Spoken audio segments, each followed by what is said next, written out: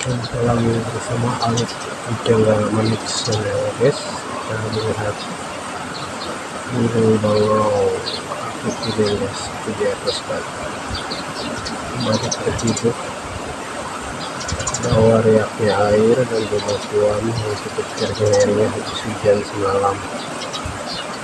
Kemudian burung bangau ini mencari mangsa itu lapar, terus setiap hari guys anak burung bangau ini sudah induk ya. Ini yang kakinya kuning, ada yang kakinya hitam, ini bangau atas bebatuan itu guys.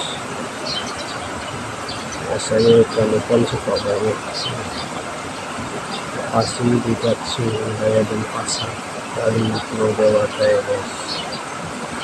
Kita bisa lihat penampakannya guys. Oh, itu sedang mematuk anak ikan ya guys ya.